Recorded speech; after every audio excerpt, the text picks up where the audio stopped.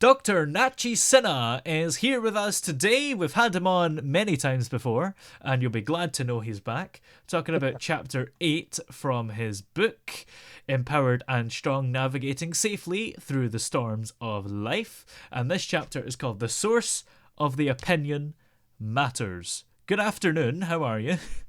Very good, Toby. Thank you so much for having me again, and it's nice to be back. Yeah.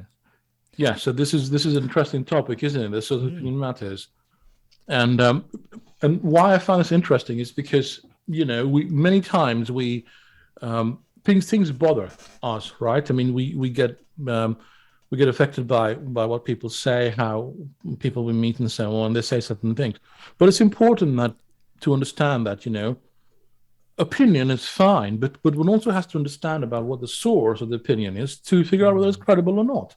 For Yeah. example, if I was a software chap and I made IT and kind of stuff, and if Bill Gates plods along and goes, "Hey man, that's an amazing piece of software," then you know what? I mean, that sort of opinion is actually quite valuable because it's from that business, right? So I'm Yeah. going to feel good about it.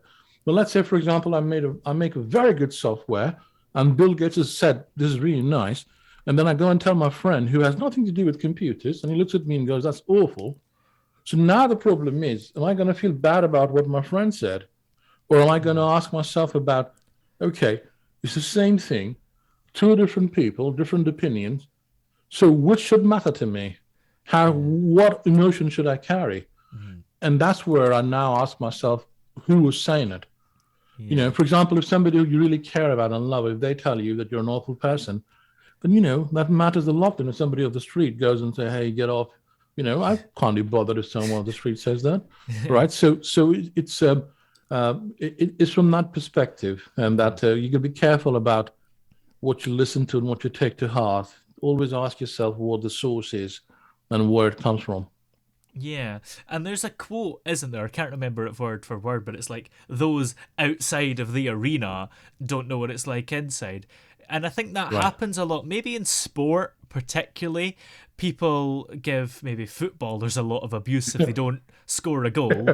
Yeah. And that's coming from somebody that doesn't know anything about football. It's like, well, what Right. do you know? I bet you couldn't score that goal. So your opinion is actually invalid. Yeah. But you'd be surprised, Timmy, though. It's also, I mean, it's so common in life as well. Mm. For example, a friend making a comment that, that's horrible. And now, and it could be just something he said, or a friend says something like, you look horrible or something, or you're so stupid, or whatever the comment they make. The problem is that if we're not careful, then these opinions that are thrown on us, they kind of stay in our Mm. subconscious mind, and these seeds then grow into trees, so to speak.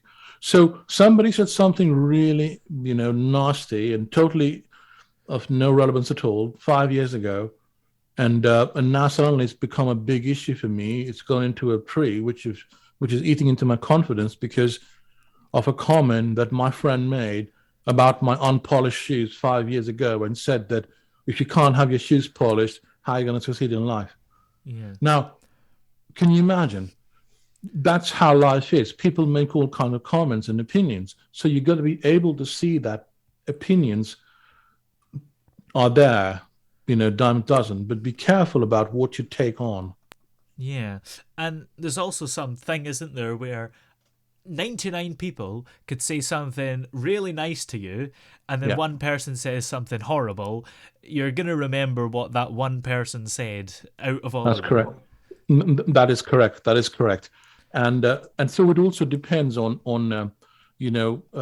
how much importance does one give that, right? Mm. And where do you, for example, this isn't about somebody always saying nice things to me or just having yes people around you. No, no, no.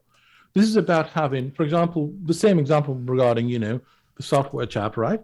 Yeah. For example, if my friend tells me it's an amazing software, and Bill Gates go, "No, man, this is awful," right? So I'm going to listen to Bill Gates going, "This is awful, Yeah. man." Not my friend who's telling me it's amazing, and my friend knows nothing about Mm. software. So this isn't about just the yes people. No, no, this is about credibility of the opinion. Mm. Yeah, and I suppose maybe it's slightly different, but over the last couple of years during COVID, it's Yeah. been you either Oh, listen to whoa. the guy that studied virology or Yeah. you're anti Yeah. on Facebook. Yeah. I mean, what a what a segue into that. But yes, Yeah. you're right. You're right. I mean, that's a very astute observation. So you see Mm, how, in real life, how powerful is this, right? mm, And yet, everybody who's getting all strongly emotional and believing things are believing it because they're building their opinion. But yeah. are they going a step further and asking themselves, what's the source? And Yeah. is the source credible to believe that? I mean, I can talk about cakes, but trust me, I can't bake a cake to save my life. Yeah. So if I give an opinion to a master, pastry maker about cakes, I mean, I'm sure they'll kick me out, Mm. right? But I don't know if the public would see that. Yeah, absolutely. The source of the opinion matters. And that's the Yes. title of the chapter from the book Empowered and Strong Navigating Safely Through the Storms of Life by Dr. Nachi Sinha, who's the guy you've just heard for the last 5 minutes or so. Many thanks for joining us today, and we'll see you next week.